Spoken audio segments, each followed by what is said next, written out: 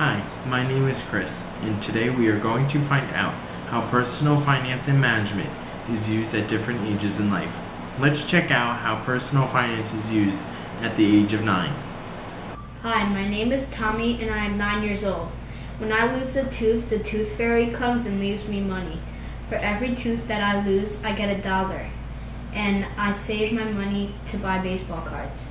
So far, I have $4 and I cannot wait to get more baseball cards.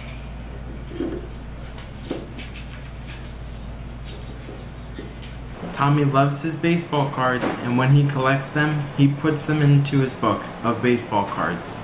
One day he asked his mom a question. Mom, where do we keep all of our files? Do we put them into a book like my baseball cards? Oh, Tommy, we keep all our files on the computer, in a filing cabinet, or in a safe deposit box at the bank. What files do we keep in the safe deposit box? We keep very important documents, such as wills and our birth certificates. That's so cool, Mom. The next age we are going to see is at the age of 12. Hi, my name is Emma and I am 12 years old. I play soccer and I want to save up for a pair of cleats. I am thinking of buying cleats for the upcoming soccer season. First, I need to talk to my mom about saving money for the cleats. Mom, can I save up for a pair of cleats I really want? Sure you can. I did my research and now I am comparing 2 cleats. The first cleat is from Nike. It is $70 and has a couple of benefits, such as it is lightweight. The next cleat is from Under Armour. It is $49.99 and the reviews say it has great performance, but the shoes are narrow. If I buy Under Armour cleats that are cheaper, my performance might be better. But if I buy the Nike cleats, my feet might feel a lot more comfortable, which would improve my performance in soccer. I think I am going to go with the Nike cleats so my feet are more comfortable. Now I should plan how I should save my money. I get $5 a week from doing chores around the house, and if I get to walk the dog, I get an extra $2. If I do this for 8 weeks, I will have saved $72. Time to start saving. After 8 weeks, Emma was able to buy Nike cleats, and later she bought the cleats. Emma's mom wrote a review online about the shoes. A couple of weeks later, it was Emma's birthday, and she received a check in the mail. Emma asked her mom about how she signs a check. Mom, what do I do with this check? You have to sign the check in order to cash the check. There are different ways of signing a check. The first one is called bank endorsement, which is just signing the check. It's like this. Oh, okay. The next way of signing a check is called special endorsement, which is transferring the money from one account to another. That's like this. That makes sense. The last way to deposit a check is restrictive endorsement. The way you sign this is you just put deposit only on the back of the check, which is like this. Oh, okay. Now I know how to sign a check. The next age is 16 years old, which is my age. I'm looking for a job to do in the summer, but first I have to make sure I do a resume. There are 2 types of resumes. One is a skill resume, and the other is a chronological resume. A skill resume shows more of your skill than your past experience, and a chronological resume is showing all your experience that applies to the job. I'm going to do a skill resume since I don't have much experience. With your resume, you should also include a cover letter. Let's begin our resume. After a couple hours, I have completed my cover letter and my resume, and now I'm ready to go and apply for a job. Here we go. Next, we are going to talk about housing. Check it out. Hi, my name is Denise. I want to save for a house in the future, but first I need to know the basics for saving.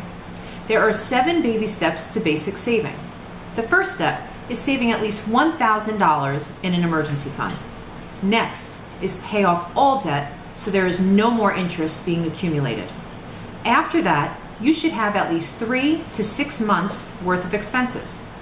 Step 4 is to invest 15% of your household income into a Roth IRA and pre-tax retirement plans. The 5th step is start saving for college for your children. Next is to pay off your home early. The final step is build wealth. Next is to make a personal balance sheet. This sheet will tell you your total assets, total liabilities, and your net worth. In order to create the sheet, you should list all your liquid assets, how much your real estate is, personal possessions, and investment assets. After you have listed your assets on the chart, add all your assets up.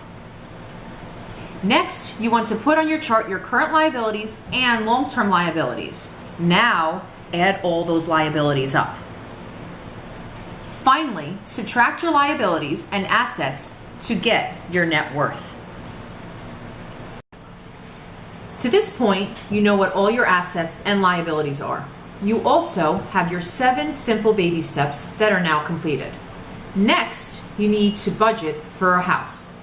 First, you need to set your financial goal. You need to evaluate your housing options, such as renting an apartment, renting or buying a house, or owning a condominium or mobile home. You choose to buy a house, and next, you have to find and compare purchase prices. And of course, where you want to live.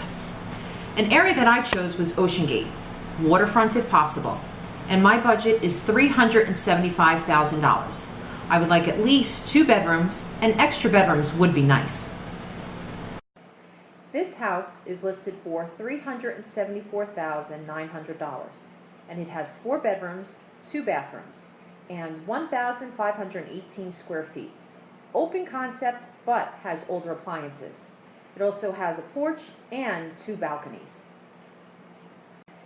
The second house is listed for $365,000. It has 2 bedrooms, 2 bathrooms, and is 648 square feet. It is right on the beach. Rooms are small, however, the house has great views and has fabulous potential. Next, you should obtain financing. At this point, you should estimate your income, so this allows you to be prepared for the unexpected, such as fixed and variable expenses. Also, record what you spent. Afterwards, start budgeting and cutting back on what you spend and start saving more. Once you review your budget, you should see if you need to take out a mortgage or if you could pay the house in cash. I will probably be taking out a mortgage for this home. Finally, you should close the transaction. Now, you have a new home. Finally, we're going to talk about retirement. Hi, my name is Mary. I retired at the age of 67 to get the full benefit plan from Social Security. I currently live in a 2-story house and want to downsize. My choices about moving is to move into an assisted living facility or to live with my grown children. I think I would be better off in an assisted living facility as I would have my own space. My children keep telling me, "Mom, you are getting older and you need to write a will." So today I am going to start to write a will. The choices of wills I have are: there is a simple will, which leaves everything to the spouse. Traditional marital share will, which will leave 1/2 of the adjusted gross estate to the spouse, and the other half goes to my children. Next is an exemption trust will, which is all assets go to the spouse except for a certain amount, which goes into a trust. A trust is an arrangement in which a designated person, known as a trust, manages assets for the benefit of someone else. The last type of will is stated dollar amount will, which allows you to pass on to your spouse any amount that satisfies your family's financial needs. I feel that I will go with a stated dollar amount will, which will take care of my family and they will not have to worry about any upcoming financial issues. Next, I need to choose a power of attorney. A power of attorney is a legal document that authorizes someone to act on my behalf. I think I will have my son be the power of attorney for me. Now I am set for my future and I have peace of mind.